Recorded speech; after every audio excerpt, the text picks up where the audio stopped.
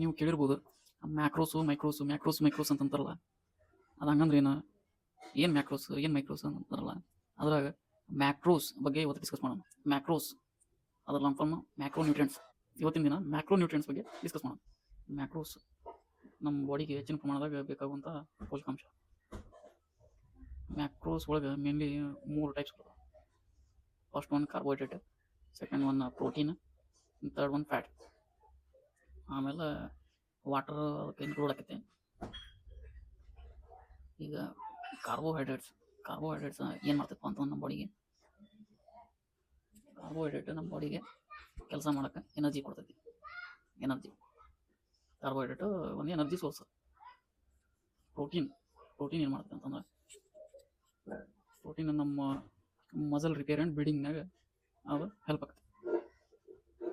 And fats ಏನು ಮಾಡ್ತದೆ ಅಂದ್ರೆ, ಅದು ಒಂದು ಸೋರ್ಸ್ ಆಫ್ ಎನರ್ಜಿ ಹೆಂಗೆ ಎನರ್ಜಿ ಅಂತಂದ್ರೆ ಸ್ಟೋರ್ಡ್ ಎನರ್ಜಿ ಅಂತಂತ.